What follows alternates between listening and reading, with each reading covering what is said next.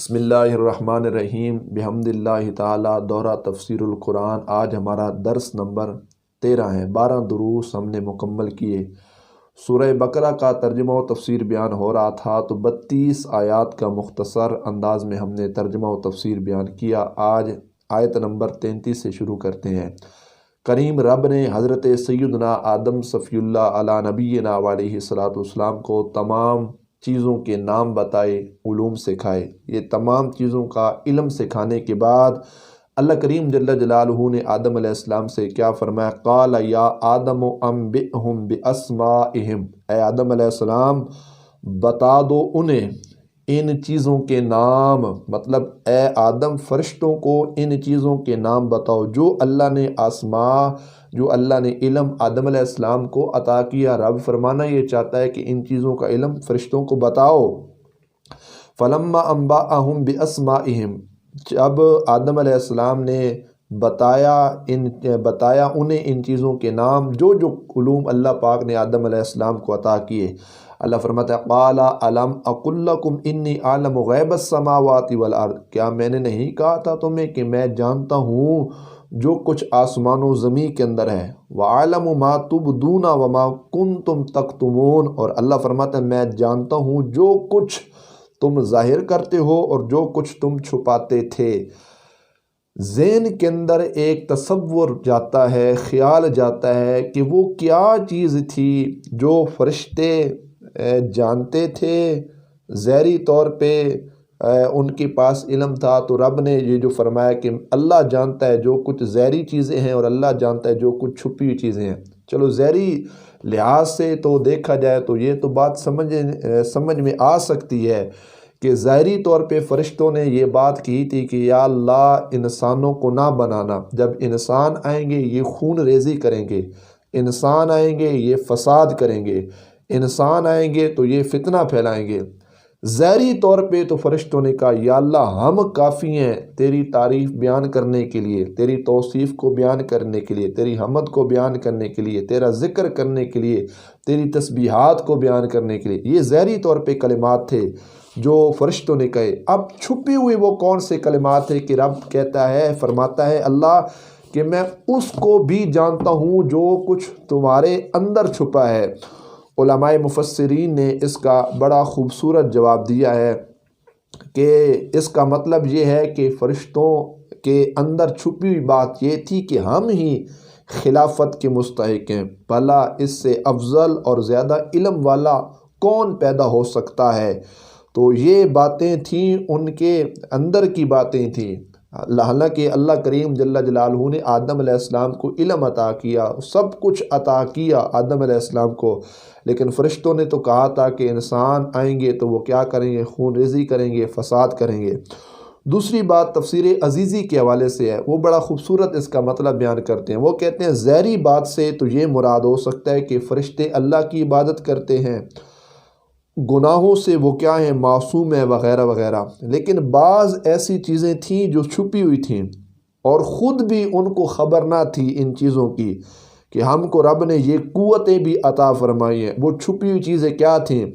جس طرح کہتے ہیں عورت کے رحم کے اندر بچہ بنانا، مسجدوں کی خدمت کرنا، لوگوں کی جانیں نکالنا، کیونکہ یہ بھی فرشتوں کی ڈپٹی تھی کہ وہ اسرائیل علیہ السلام کی خاص طور پہ ڈپٹی لگی کہ وہ کیا کرتے ہیں؟ روحوں کو قبض کرتے ہیں۔ قبر کے سوالات، یہ جو قبر کے سوالات کے ساتھ ڈپٹی لگائی گی منکر نکیروں کی کہ وہ آ کر کیا کرتے ہیں؟ قبر سے، مردے سے سوال کرتے ہیں من ربک کا، مدینوں کا وغیرہ وغیرہ۔ اب یہ ایسی باتیں تھیں چھپی ہوئی جو وہ فرشتے پہلے نہیں جانتے تھے۔ اللہ والوں سے محبت کرنا، غازیوں سے، حاجیوں کی مدد کرنا، زندوں کی کیا کرنا؟ مدد کرنا، اور اسی طرح یہ ساری جو باتیں تھیں۔ تو یہ بھی کہا گیا کہ آدم علیہ السلام اور اگر ان کی اولاد پیدا نہ ہوتی تو ہرگز فرشتوں کی یہ صفتیں ظاہر نہ ہوتی۔ بات سمجھ آ رہی نا کہ آدم علیہ السلام تشریف لائے، ان کی اولاد آئی، نسل در نسل جیسے لوگ آئے، پھر ان کے معاملات ہوتے گئے، لوگ فوت ہوتے گئے، قبروں کے اندر پہنچتے گئے، پھر فرشتوں کی ڈیوٹیاں لگتی گئیں منکر نکیروں کی، تو اس کے علاوہ کرامن کاتبین جو اعمال لکھنے والے ہیں، تو یہ تب ہی سلسلہ بنانا جب یہ نسل در نسل نیچے چلی، لوگ آئے، لوگ قبروں تک پہنچے، تو یہ تمام معاملات۔ پھر بچوں کا رحم کے اندر عورت کے کیا کہتے ہیں رحم کے اندر بچہ بنانا، یہ بھی ڈپٹی لگائے گی، جب نسل ہی نہ ہوتی تو بچوں کا وجود کہاں سے آتا، مسجدوں کی خدمت کرنا وغیرہ وغیرہ۔ تو یہ تمام وہ چھپی ہوئی باتیں تھیں جن کو اللہ جانتا تھا کہ یہ کس لحاظ سے یہ باتیں جو ہیں وہ ظاہر ہوں گی۔ اور علماء مفسرین نے کہا کہ اگر آدم علیہ السلام اور ان کی اولاد نہ ہوتے تو یہ صفتیں جو ہیں وہ ظاہر نہ ہوتی، اس لیے کہ اللہ کریم جل جلالہ نے فرمایا اے فرشتوں ہم تمہاری ظاہری صفتوں کو بھی جانتے ہیں، تمہاری باطنی جو کمالات ہیں، جو چھپی ہوئی چیزیں ہیں، اللہ فرماتا ہے ہم ان کو بھی کیا کرتے ہیں، جانتے ہیں۔ اس لیے اللہ فرماتا ہے کہ ہم نے خلیفے کو پیدا کیا، لہذا تم پر اس خلیفے کا بڑا حق ہے کہ تم اس کی بدولت اپنی حقیقت سے آگاہ ہو گئے۔ اس خلیفہ مطلب آدم علیہ السلام کی وجہ سے تمہیں اپنی حقیقت کا علم آ گیا، تم اپنی حقیقت سے کیا ہو گئے، آگاہ ہو گئے۔ جو ڈپٹیاں تھیں، جو راز کی باتیں تھیں، جو چھپی ہوئی چیزیں تھیں، وہ ساری کیا ہو گئی ہیں، ظاہر ہو گئی ہیں۔ تو اللہ کیا فرماتا ہے وَعَالَمُ مَا تُبْدُونَ وَمَا كُنْتُمْ تَكْتُمُونَ، اللہ ظاہر کو بھی جانتا ہے اور جو کچھ چھپی ہوئی چیزیں ہیں اللہ کریم جل جلالہ ان کو بھی جانتا ہے۔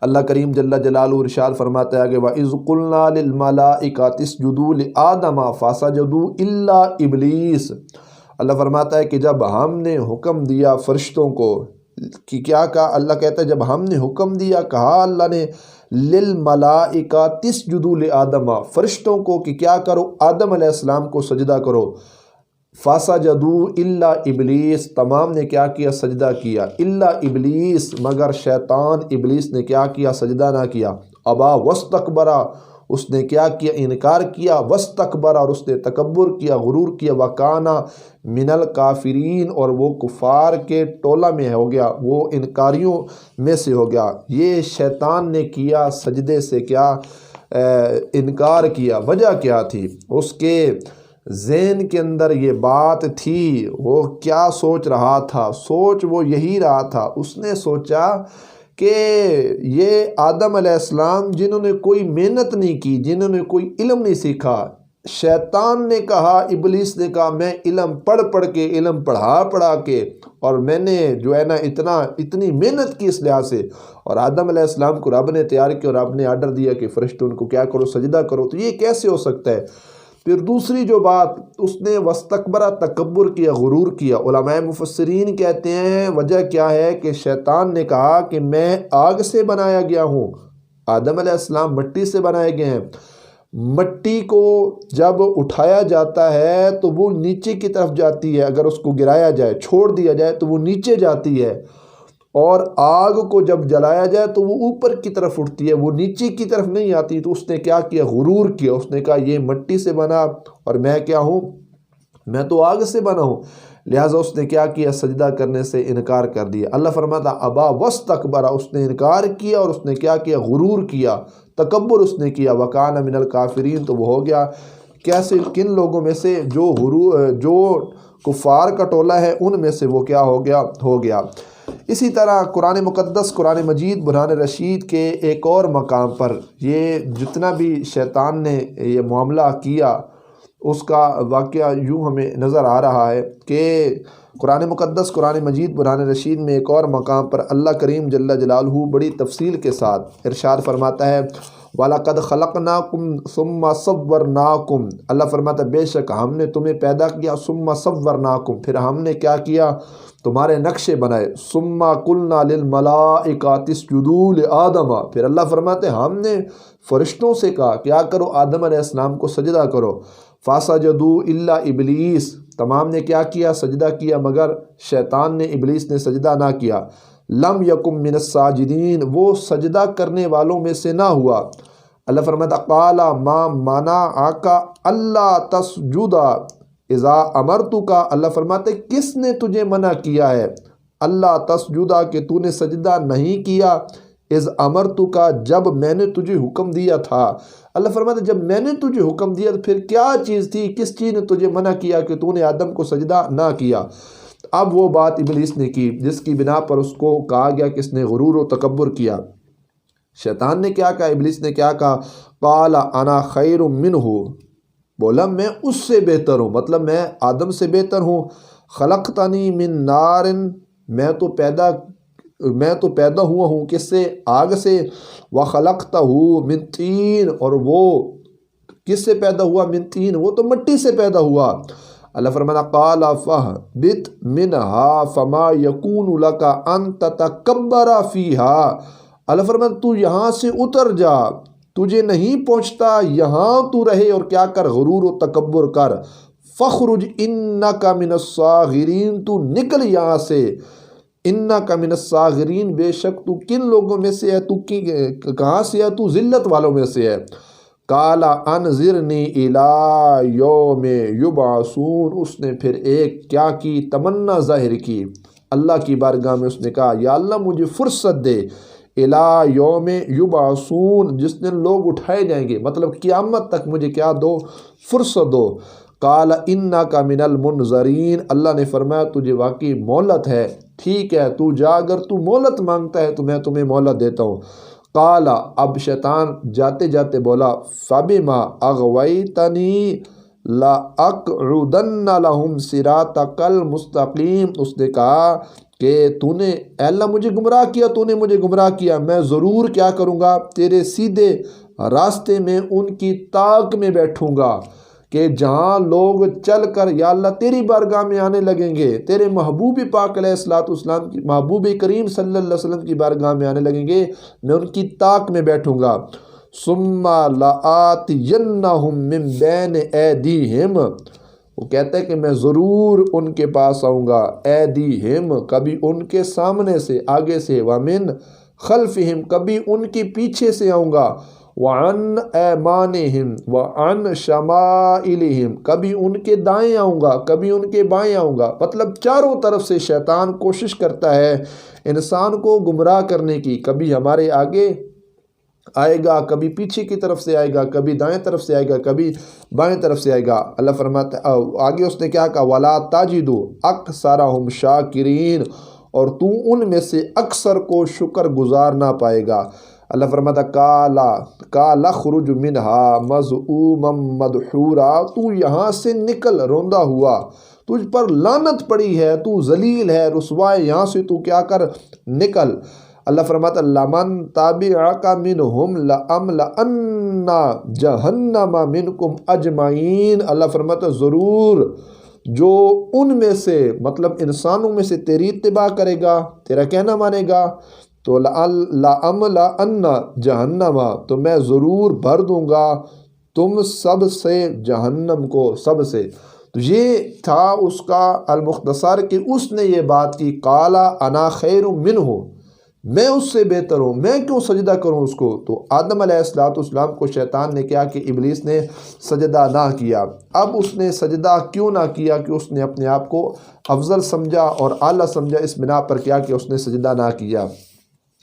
سجدے کا لغوی معنی کیا ہے؟ علماء مفسرین کہتے ہیں کہ سجدے کا معنی ہوتا ہے کہ اپنے سر کو نیچے کی طرف جھکا لینا، اور علامہ راغب اصفہانی رحمۃ اللہ تعالی علیہ فرماتے ہیں کہ سجدہ بردو قسم است، سجدے کی ہیں دو قسمیں، ایک ہوتا ہے سجدہ اختیاری اور دوسرا ہوتا ہے سجدہ تسخیر۔ سجدہ اختیاری باعث ثواب ہے، جس طرح فاسجدوا للہ وعبدوا، اللہ کے لیے سجدہ کرو، اسی کی کیا کرو، عبادت کرو۔ اور ایک ہوتا ہے سجدہ تسخیر، جس طرح انسان، حیوان، نباتات سب کیا کرتے ہیں، سجدے کو ادا کرتے ہیں۔ اللہ فرماتا ہے قرآن مقدس میں وَلِلَّهِ يَسْجُدُ مَنْ فِي السَّمَاوَاتِ وَالْأَرْضِ طَوْعًا وَكَرْهًا، اللہ فرماتا ہے کہ جو آسمان اور زمین میں ہیں سب خوشی یا مجبوری سے کیا کرتے، اللہ ہی کو سجدہ کر رہے ہیں۔ تو یہ ہے معنی کہ سجدہ کر رہے ہیں جو کچھ آسمان و زمین میں ہے۔ پھر فرشتوں کو جو سجدہ کرنے کا کہا گیا کہ آدم علیہ السلام کو سجدہ کرو، علماء مفسرین کہتے ہیں اس کی ایک صورت یہ ہے کہ فرشتوں نے حقیقتاً اللہ پاک کو سجدہ کیا، اور آدم علیہ السلام کو ان کی عزت افزائی کے لیے قبلہ بنا دیا گیا۔ حقیقتاً وہ سجدہ رب کی ذات کو تھا، آدم علیہ السلام کو قبلہ بنایا گیا۔ ایک بات یہ دوسری بات یہ علماء مفسرین کہتے ہیں یا تو اس سجدے سے سجدہ تعظیمی مراد تھا جو فرشتوں نے کیا کیا آدم علیہ السلام کو کیا تو وہ صرف تعظیماً تھا، جس طرح حضرت یوسف علیہ السلام کے بھائیوں نے حضرت یوسف علیہ السلام کو کیا کیا، سجدہ کر کے ان کی تعظیم کی۔ اب یہ بھی پہلے حوالے سے جائز تھا، پہلی امتوں میں یہ جائز تھا، جس طرح حضرت یوسف کے بھائیوں نے کیا کیا، ان کو سجدہ کیا حضرت یوسف علیہ السلام کو، تو یہ پہلی امتوں میں سجدہ تعظیمی تھا جائز۔ سجدہ عبادت کا تو ویسے بھی یہ ٹھیک نہیں ہے، ان سے تو انسان جو ہے وہ دار اسلام سے خارج ہو جاتا ہے، بندہ کافر ہو جاتا ہے۔ بندہ اگر اللہ کی ذات کے علاوہ کسی کو اور معبود سمجھے گا، عبادت کے لائق سمجھے گا تو بندہ مشرک بن جائے گا۔ سجدہ تعظیمی کا جہاں تک تعلق ہے تو وہ پہلی امتوں کے لیے جائز تھا کہ وہ عزت افزائی اور رسپیکٹ کرنے کے لحاظ سے کیا کرتے تھے، سجدہ کرتے تھے، جبکہ ہمارے آقا صلی اللہ تعالیٰ علیہ وسلم کی امت کے اندر اب سجدہ تعظیمی بھی حرام ہے۔ اب ہم نے کسی کی تعظیم کرنی ہو تو بیٹھے ہوں تو کھڑے ہو کر کیا کی جائے، اس کی تعظیم کی جائے۔ اگر اور جو جائز طریقے ہیں کسی کی تعظیم کرنے کے، دستبوسی کرنا، چلنا اس کے ساتھ، اور بیٹھا ہو تو کھڑے ہو جانا، لیٹ رہا ہو تو انسان کا بیٹھ جانا، تو یہ سارے تعظیم کے حوالے سے یہ ساری چیزیں ہیں۔ بجائے اس کے کہ انسان اپنی پیشانی کو قدموں تک لے جائے یا سجدے کی حیثیت سے کیا کرے، تعظیماً اپنی پیشانی کو جھکائے، تو یہ حرام ہے۔ اگر کوئی ایسا کرے گا تو اس کو سچی توبہ اللہ کریم جل جلالہ کی بارگاہ کے اندر کرنی چاہیے۔ شیطان نے کیا کیا ہے، تکبر کیا ہے، غرور کیا ہے۔ اب یہاں پہ اختلاف ہے، کیا شیطان جو تھا، ابلیس تھا، وہ فرشتہ تھا یا جن تھا؟ تو یہ بھی قول سماعت کیجئے۔ جمہور قول کے مطابق ابلیس جو تھا وہ فرشتوں میں سے تھا۔ حضرت ابن عباس، حضرت ابن مسعود وغیرہ وغیرہ، اور امام ابو الحسن اشعری کا بھی یہی نظریہ ہے کہ انہوں نے کہا کہ یہ جو ابلیس تھا یہ فرشتوں میں سے تھا، اور حضرت ابن عباس رضی اللہ تعالی عنہما نے کہا کہ ابلیس کا نام عزازیل تھا، یہ معزز فرشتوں میں سے تھا، 4 پروں والا تھا، اس کے بعد یہ اللہ کی رحمت سے مایوس کر دیا گیا۔ اور ایک روایت یہ ہے قتادہ کے حوالے سے، وہ کہتے ہیں فرشتوں کی عمدہ قسم میں شامل تھا، یہ فرشتوں کی عمدہ قسم میں کیا تھا، شامل ہوتا تھا۔ اور ایک روایت ہے کچھ ملائکہ، کچھ فرشتے جو ہیں وہ نار مطلب آگ سے پیدا کیے گئے، ابلیس بھی انہی میں سے کیا کیا گیا، پیدا کیا گیا، اور باقیہ جو ملائکہ تھے وہ کیا تھے، نور سے پیدا کیے گئے۔ اللہ اکبر۔ اچھا، اس کے برعکس دیکھا جائے تو کہا گیا کہ حضرت آدم علیہ السلام جس طرح ابو البشر تھے تو اسی طرح، اور وہ فرشتہ نہیں ہے تو اس کا نام حارث ہے۔ مطلب یہ کہا گیا کہ جس طرح آدم علیہ السلام ابو البشر ہیں، اسی طرح ابلیس جو ہے وہ ابو الجن ہے، جنوں کا باپ ہے۔ تو یہ کہا گیا کہ جو یہ ابلیس ہے اس کا نام حارث ہے۔ اور حضرت ابن عباس رضی اللہ تعالیٰ عنہما سے بھی ایک روایت ہے کہ جس میں یہ کہا گیا ہے کہ جو یہ ابلیس ہے یہ جن ہے، یہ فرشتوں کی جماعت میں سے نہیں ہے۔ ہاں، یہ قول بھی بیان کیا گیا کہ اس نے فرشتوں کے ساتھ عبادت کی، اس وجہ سے ان کو فرشتوں کے ساتھ، جس طرح فرشتوں کے ساتھ خطاب کیے جاتے تو اس کو بھی خطاب انہی کے ساتھ کیا گیا، کیونکہ فرشتوں کی میت میں رہ کر اس نے کیا کی، عبادت کی ہے۔ اللہ اکبر۔ اب جن صحابہ اور ائمہ کا یہ نظریہ ہے کہ ابلیس فرشتہ نہیں تھا، ان کی یہ دلیل ہے کہ ابلیس نے اللہ کریم جل جلالہ کے حکم کو نہ مانا۔ رب نے کہا تھا نا، قُلْنَا لِلْمَلَائِكَةِ اسْجُدُوا لِآدَمَ، اے فرشتوں کیا کرو، آدم کو سجدہ کرو، الا ابلیس، ابلیس نے سجدہ نہ کیا، تو یہ انکار کیا نا۔ حالانکہ قرآن مقدس، قرآن مجید، برہان رشید میں اللہ کیا فرماتا ہے؟ اللہ فرماتا ہے لا یعصون اللہ ما امرہم ویفعلون ما یؤمرون، وہ اللہ کے حکم کی نافرمانی نہیں کرتے۔ یہ فرشتوں کی اندر چیز ہوتی ہے، وہ رب کے حکم کی نافرمانی نہیں کرتے۔ ہاں کیا کرتے ہیں، وَيَفْعَلُونَ مَا يُؤْمَرُونَ، وہ وہی کرتے ہیں جس کا انہیں حکم دیا جاتا ہے، جو رب ان کو کہتا ہے وہ کر دیتے ہیں۔ جب رب نے کہا سجدہ کرو آدم علیہ السلام کو تو ان کو چاہیے تھا سجدہ کر دینا۔ جب انہوں نے کیا کیا، انکار کیا، ابلیس نے انکار کیا، تو سمجھ آ گئی یہ فرشتہ نہیں تھا۔ جو فرشتہ ہوتا ہے وہ رب کے حکم کی نافرمانی نہیں کرتا، اس نے نافرمانی کی، یہ فرشتوں کی جماعت میں سے نہ ہوا۔ یہ قول بیان کرنے کے بعد اب کیا ہے، اللہ اکبر، یہ بھی ایک بات بیان کی گئی کہ جمہور مفسرین یہ کہتے ہیں کہ ابلیس ملائکہ میں سے تھا۔ اس کی دلیل سورہ بقرہ کی یہ آیت کہ جب ہم نے فرشتوں سے فرمایا آدم کو سجدہ کرو، ابلیس کے سوا سب نے کیا کیا، سجدہ کیا۔ ابلیس کو سجدے کا حکم اسی وقت ہوگا جب وہ فرشتہ ہو، کیونکہ اس آیت میں سجدہ کا حکم فرشتوں کو دیا گیا۔ اب جنہوں نے کہا جی وہ ابلیس بھی فرشتہ ہے، تو کہا گیا کہ پھر اس کو بھی تو حکم دیا گیا نا، تو لہٰذا ثابت ہوا کہ یہ کیا ہے، فرشتہ ہے۔ بہرحال اس میں ٹھیک ٹھاک ائمہ نے کیا کیا ہے، اختلاف کیا ہے۔ اور آخر میں چند گزارشات اس کے حوالے سے کہ جنہوں نے کہا کہ ابلیس جو ہے وہ جن ہے، اللہ فرماتا ہے کان من الجن، اس آیت میں ابلیس کے جن ہونے کی تصریح ہے کہ وہ جنوں میں سے تھا، فرشتوں کی نسل نہیں چلتی اور ابلیس کی نسل ہے۔ قرآن مقدس، قرآن مجید، قرآن رشید میں اللہ فرماتا ہے آفا تتخذونہ وذریتہ اولیاء، کیا تم شیطان اور اس کی اولاد کو دوست بناتے ہو؟ حالانکہ جو فرشتے ہیں وہ اولاد سے پاک ہیں، تو ان کی اولاد نہیں ہے، تو اللہ فرماتا ہے کیا تم شیطان اور اس کی اولاد کو کیا بناتے ہو، دوست بناتے ہو۔ تو اس سے بھی یہ پتہ چلا کہ چونکہ شیطان اس کی اولاد ہے، اس سے یہ بھی ثابت ہوا کہ ابلیس جو ہے وہ شیطان ہے اور اسی کی اولاد ہے۔ اگر یہ فرشتہ ہوتا تو اس کی اولاد نہ ہوتی۔ اللہ اکبر۔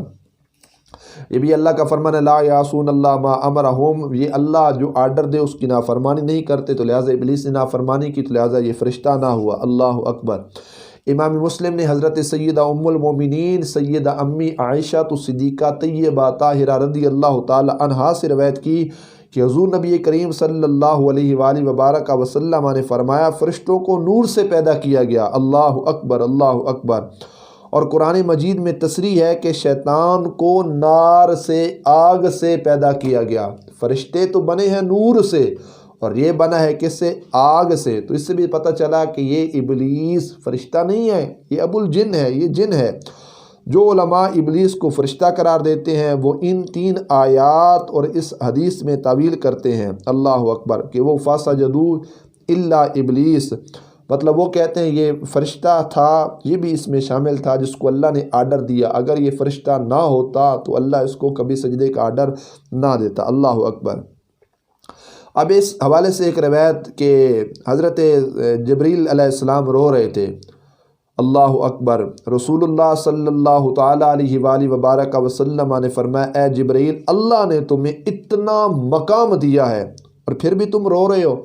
تو حضرت سیدنا جبریل علیہ السلام نے عرض کی میں کیوں نہ رہوں، میں رونے کا زیادہ حقدار ہوں، ہو سکتا ہے اللہ کے علم میں میرا یہ مقام نہ ہو جس پر میں فائز ہوں، اور ہو سکتا ہے کہ مجھے اسی طرح آزمائش میں ڈالا گیا ہو جس طرح ابلیس کو آزمائش کے اندر ڈالا گیا، بے شک وہ بھی فرشتوں میں سے تھا۔ اب یہ مخالفین اس روایت سے استدلال کرتے ہیں کہ دیکھو جبریل علیہ السلام نے کہا کہ ابلیس جو ہے وہ تو فرشتوں میں سے تھا، تو ہمارے علماء اس کا بڑا خوبصورت جواب دیتے ہیں، وہ کہتے ہیں کہ ابلیس فرشتوں میں سے تھا۔ اب یہ جو بات جبریل علیہ السلام نے کہی، اس حدیث پاک کا ایک راوی جو ہے وہ متروک ہے، جو حدیث کے آخر میں لکھا گیا ہے، تو لہٰذا اس کی سند ٹھیک نہیں ہے، تو لہٰذا اس روایت کا اعتبار نہیں کیا جائے گا۔ اللہ اکبر۔ بہرحال یہ ایک بہت بڑی طویل ابحاث ہے ائمہ کی آپس کے اندر کہ کیا وہ فرشتہ تھا یا وہ کیا تھا، شیطان تھا۔ اللہ پاک جل جلالہ بہت بہتر جاننے والی ذات ہے۔ اس کے علاوہ کیا تھا کہ حضرت ابن مسعود رضی اللہ تعالیٰ عنہ، اللہ اکبر، اللہ اکبر، اور اس کے علاوہ دیگر اصحاب رسول صلی اللہ تعالیٰ علیہ وآلہ وبارک وسلم نے کیا کیا، اس طرح کی روایات اور بھی کئی لحاظ سے اس کو بیان کیا گیا۔ بہرحال اس کو اختصار کے لحاظ سے اختصار کرتے ہیں۔ اس کی اگلی آیت قرآن مقدس قرآن مجید قرآن رشید میں اللہ کریم جل جلالہ ارشاد فرماتا ہے وَقُلْنَا يَا آدَمُ اسْكُنْ أَنْتَ وَزَوْجُكَ الْجَنَّةَ وَكُلَا مِنْهَا رَغَدًا حَيْثُ شِئْتُمَا وَلَا تَقْرَبَا هَٰذِهِ الشَّجَرَةَ فَتَكُونَا مِنَ الظَّالِمِينَ۔ ترجمہ سماعت کیجئے۔ اللہ فرماتا ہے ہم نے کہا یا آدم اسکن، اے آدم تم رہو، انتا وزوجک الجنہ، تو بھی اور تیری بیوی، کہاں؟ جنت کے اندر، وَكُلَا مِنْهَا، دونوں کھاؤ، رَغَدًا حَيْثُ شِئْتُمَا، اس سے جتنا چاہو، جہاں سے تم دونوں چاہو کھاؤ، وَلَا تَقْرَبَا هَٰذِهِ الشَّجَرَةَ فَتَكُونَ مِنَ الظَّالِمِينَ، پس نزدیک نہیں جانا اس درخت سے ورنہ ہو جاؤ گے تم حد سے تجاوز کرنے والے، حق تلف کرنے والوں میں سے ہو جاؤ گے۔ ایک درخت سے اللہ پاک جل جلالہ نے آدم علیہ السلام اور اماں حوا کو منع کیا تھا۔ آدم علیہ السلام کیا کر رہے تھے جنت کے اندر؟ جب ان کو رکھا گیا تو جب حضرت آدم علیہ السلام جنت میں تھے تو وحشت سی معلوم ہوئی ان کو، تو بیوی نہیں تھی، تو جو بیوی نہیں تھی جس سے ان کو سکون ملے تھے۔ ایک دن وہ سوئے، ایک روایت میں آتا ہے کہ سوئے تو کیا ہوا، بیدار ہوئے تو ان کے سرانے ایک عورت بیٹھی تھی جس کو اللہ کریم جل جلالہ نے ان کی پسلی سے پیدا کیا۔ حضرت آدم علیہ السلام نے کہا تم کون ہو؟ تو ان کے سرانے بیٹھنے والی عورت نے کہا کہ میں حوا ہوں۔ تو جب حق مار کی باری آئی، ہاتھ لگانا چاہا تو اللہ کریم جل جلالہ نے فرمایا کہ اس کا حق مار ادا کرو۔ آدم علیہ السلام نے عرض کی مالک کیا حق مار؟ تو کہا پیارے آقا صلی اللہ علیہ وآلہ وبارک وسلم کی ذات پر درود پاک پڑھو۔ اب اس کی میں سند میں نہیں جانا چاہتا کہ یہ حق مار کے لحاظ سے آدم علیہ السلام نے جو درود پاک پڑھا اس کی سند ٹھیک ہے یا نہیں۔ بہرحال میں اس کو صرف اس حوالے سے پیش کر رہا ہوں کہ مولانا اشرف علی تھانوی نے بھی اس بات کو لکھا ہے کہ حق مار کی جو ادائیگی تھی وہ آدم علیہ السلام کا امام الانبیاء صلی اللہ تعالیٰ علیہ وآلہ وبارک وسلم کی ذات مقدس پر درود پاک پڑھنا تھا، تو اس سے کیا ہوا، آپ کا حق مار جو تھا وہ کیا ہوا، ادا ہوا۔ اللہ اکبر۔ اب آدم علیہ السلام کو اور اماں حوا کو منع کیا گیا جنت میں جو کرنا ہے چاہنا ہے کھانا ہے کھا لو، لیکن اس درخت کے قریب نہیں جانا۔ یہ اللہ پاک جل جلالہ نے کیا کیا، ان کو منع کیا اس سے۔ اب یہاں پر ایک اعتراض ہوتا ہے کہ اب وہ درخت کے پاس گئے، انہوں نے وہاں سے کچھ کھایا۔ اچھا وہ درخت کس کا تھا؟ اس کے اندر بھی اختلاف ہے۔ یہ زیتون کا درخت تھا، بعض میں ہے کہ یہ کیا تھا، گندم کا درخت کا، اور یہ ایک روایت میں ہے کہ یہ کس کا درخت تھا، انگور کا درخت تھا۔ تو بعض نے یہ کہا کہ آدم علیہ السلام تو پھر چلے گئے، رب نے منع کیا تھا کہ اس درخت کے قریب نہیں جانا۔ تو کہتے ہیں گناہ تو تب بنتا ہے نا کہ جب کوئی کام ارادے کے ساتھ کیا جائے، جان بوجھ کے کیا جائے، تو گناہ کی بھی یہی تعریف ہے کہ قصداً ارادے کے ساتھ کریم رب کی نافرمانی کی جائے، اپنا ارادہ ہو اس ارادے کے ساتھ کیا کی جائے، اللہ کی نافرمانی کی جائے، اس کو تو گناہ کہا جاتا ہے۔ اور جو کام بھولے سے یا خطا سے سرزد ہو جاتا ہے وہ گناہ نہیں ہوتا۔ آدم علیہ السلام بھول کر کے آگے اس درخت کے قریب گئے اور آپ نے وہاں سے کچھ کھایا، چاہے وہ انگور کا درخت ہو، گندم کا درخت ہو، وغیرہ وغیرہ، یا زیتون کے۔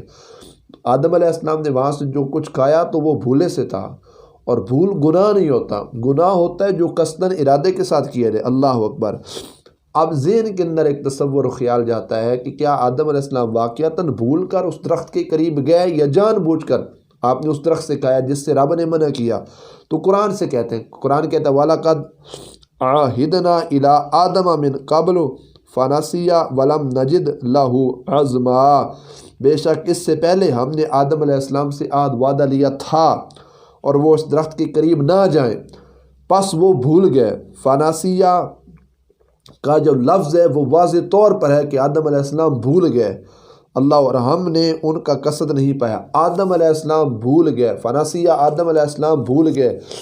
بھولنا جہاں پہ ہو وہاں پر گناہ کا معنی نہیں پایا جاتا، تو لہٰذا کیوں لوگ اپنا ایمان خراب کرتے ہیں اس بات کا نظریہ اعتقاد رکھ کر کہ معاذ اللہ آدم علیہ السلام نے یہ غلطی کی، جی بہت بڑا گناہ کر دیا، رب نے منع کیا تو آدم علیہ السلام نے وہی کام کیا۔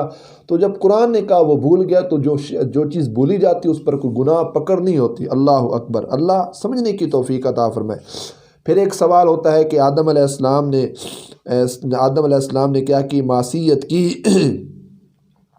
وَعَصَىٰ آدَمُ رَبَّهُ فَغَوَىٰ، آدم نے اپنے رب کی معصیت کی سو وہ جنت کی سکونت سے بے راہ ہو گئے۔ اب یہ بھی اعتراض ہے، یہ بھی قرآن کی ایک آیت ہے، تو اس کا جواب ہمارے علماء مفسرین نے یہ دیا کہ ہر چند کے حضرت آدم علیہ السلام بھول کر درخت کے قریب گئے تھے، اور ان کا یہ فعل حقیقت میں معصیت نہیں، لیکن یہ فعل اپنی ظاہری صورت کے اعتبار سے معصیت تھا۔ ظاہری طور پہ کیا تھا؟ معصیت تھا۔ اور اس آیت میں ان کے اس فعل کو ظاہر اور صورت کے اعتبار سے معصیت فرمایا، حقیقتاً ایسا نہیں تھا۔ حقیقت کیا تھا کہ وہ بھول کر کیا گئے تھے؟ اس درخت کے قریب گئے تھے۔ تو بہرحال اس کو جس انداز سے بھی، جس تحقیق سے پڑھا جائے تو آدم علیہ السلام نے جان بوجھ کر وہ درخت نہیں کھایا تھا۔ اللہ نے کیا فرمایا؟ تم نے رہنا ہے جنت کے اندر، جو کھانا ہے کھاؤ اور اس درخت کے قریب نہ جانا۔ اللہ فرماتا فَأَزَلَّهُمَا الشَّيْطَانُ عَنْهَا فَأَخْرَجَهُمَا، پھر پھسلا دیا انہیں شیطان نے اس درخت کے باعث، فَأَخْرَجَهُمَا مِمَّا كَانَ فِيهِ، تو دونوں کو نکلوا دیا ان کو وہاں سے جہاں وہ تھے، مطلب جنت میں تھے تو ان کو وہاں سے نکلا دیا، شیطان نے ان کو پھسلایا اور اس وجہ سے کیا کیا؟ دونوں کو جنت سے نکالا گیا۔ اللہ فرماتا ہے وَقُلْنَا اهْبِطُوا بَعْضُكُمْ لِبَعْضٍ عَدُوٌّ لَكُمْ، اللہ فرماتا ہے کہ یہاں سے اتر جاؤ، تم ایک دوسرے کے دشمن رہو گے۔ وَلَكُمْ فِي الْأَرْضِ مُسْتَقَرٌّ وَمَتَاعٌ إِلَىٰ حِينٍ، اور زمین میں ٹھکانہ ہے اور فائدہ اٹھانا ہے وقت مقرر تک۔ پھر آدم علیہ السلام سے جب یہ بھول ہوئی تو آدم علیہ السلام مختلف روایات کے مطابق بہت عرصہ روتے رہے۔ اللہ فرماتا فَتَلَقَّىٰ آدَمُ مِن رَبِّهِ كَلِمَاتٍ، پھر سیکھ لیے آدم علیہ السلام نے اپنے رب سے چند کلمات، فتاب علیہ، تو انہوں نے کیا کی؟ آدم علیہ السلام نے، اللہ نے اس کی توبہ قبول کی۔ انہ هو التواب الرحیم، بے شک وہی توبہ کو قبول کرنے والا ہے، رحم فرمانے والا ہے۔ اللہ فرماتا قُلْنَا اهْبِطُوا مِنْهَا جَمِيعًا، ہم نے حکم دیا اتر جاؤ اس جنت سے سب کے سب۔ فَإِمَّا يَأْتِيَنَّكُم مِّنِّي هُدًى، پھر اگر تمہارے پاس میری طرف سے پیغام ہدایت آئے، فمن تابع ہدایا فلا خوف علیہم ولا هم يحزنون، تو جس نے پیروی کی، اتباع کی، فرما برداری کی، میری ہدایت کی، تو انہیں نہ تو کوئی خوف ہوگا نہ وہ غمگین ہوں گے۔ اللہ فرماتا والذین کفروا وکذبوا بآیاتنا اولئک اصحاب النار هم فیہا خالدون، اور جنہوں نے کفر کیا، وکذبوا، اور جھٹلایا، بآیاتنا، ہماری آیات کو، اولئک اصحاب النار، یہی دوزخی ہیں، ہم فیہا خالدون، وہ ہمیشہ اس کے اندر رہیں گے۔ اللہ اکبر۔ میں بالکل اختصار کے ساتھ اس درس کو اختتامی مراحل کی طرف لے کے جانا چاہتا ہوں۔ یہ آدم علیہ السلام سے بھول ہوئی، جنت سے ان کو نکالا گیا، پھر مختلف روایات کے مطابق آدم علیہ السلام کافی سال روتے رہے، رب کی بارگاہ میں معافی چاہیے کہ یا اللہ میں بھول بیٹھا ہوں، مجھے معاف فرما۔ اب وہ جو اللہ فرماتا فَتَلَقَّىٰ آدَمُ مِن رَبِّهِ کلمات، اللہ نے آدم علیہ السلام کو چند کلمات سکھائے، وہ کیا تھے؟ ایک روایت میں یہ ہے کہ وہ کلمات تھے ربنا ظلمنا انفسنا وان لم تغفر لنا وترحمنا لنکونن من الخاسرین، یہ جو کلمات ہے وہ آدم علیہ السلام کو سکھائے گئے۔ اور حضرت عمر بن خطاب رضی اللہ تعالیٰ عنہ کے حوالے سے ایک روایت ہے کہ رسول اللہ صلی اللہ تعالیٰ علیہ وسلم نے فرمایا، جب آدم علیہ السلام نے صورتاً گناہ کر لیا، مطلب جب ان سے بھول ہوئی، تو انہوں نے سر اٹھا کر عرش الہی کے پائے کی طرف دیکھا، عرش کی طرف دیکھا، عرض کی میں محمد کے حق، محمد کے صلی اللہ علیہ وسلم کی وسیلہ سے کیا کرتا ہوں؟ سوال کرتا ہوں میری مغفرت فرما۔ تو اللہ کریم جل جلالہ نے ان کی طرف وحی کی، محمد کون ہے صلی اللہ علیہ وسلم؟ حضرت آدم علیہ السلام نے کہا یا اللہ تیرا نام برکت والا، جب تو نے مجھے پیدا کیا تو میں نے سر اٹھا کر عرش کی طرف دیکھا تو لکھا تھا لا الہ الا اللہ محمد الرسول اللہ صلی اللہ تعالیٰ علیہ وسلم۔ تو آدم علیہ السلام نے کہا کہ یا اللہ جب میں نے اس کو پڑھا تو میں نے جان لیا تیرے نزدیک اس شخص سے زیادہ بلند مرتبہ والا کوئی نہیں ہے، اللہ اکبر، جس کا نام تو نے اپنے نام کے ساتھ لکھا ہے۔ تب اللہ کریم جل جلالہ نے ان کی طرف یہ وحی کی، اے آدم علیہ السلام وہ تمہاری اولاد میں سے تمام نبیوں کے آخر ہیں اور ان کی امت تمہاری اولاد کی امتوں میں سے سب سے آخری امت ہے، اگر وہ نہ ہوتے تو اے آدم میں تمہیں بھی نہ پیدا کرتا۔ اللہ اکبر۔ تو اس وجہ سے آدم علیہ السلام کی وہ بھول اور جو صورتاً غلطی تھی، جو آپ سے بھول کی وجہ سے گناہ غلطی ہوئی تھی، اس کو اللہ پاک نے معاف کیا۔ دعا ہے اللہ تعالیٰ جل جلالہ عمل کی توفیق عطا فرمائے۔ بحمد اللہ یہ ہمارا درس اختتام کو پہنچا۔ انشاءاللہ آیت نمبر 40 سے آگے جو ہے اس کا آغاز کریں گے، پھر اس کو دوبارہ جو ہے نا سلسلہ جب ہمارا آئے گا تو اس سے اگلی آیت سے انشاءاللہ تفسیر کا سلسلہ شروع کریں گے، ترجمے کا سلسلہ شروع کریں گے۔ کریم رب ہمیں قرآن کا علمی روحانی فیضان عطا فرمائے۔ وآخر دعوانا ان الحمد للہ تعالی رب العالمین۔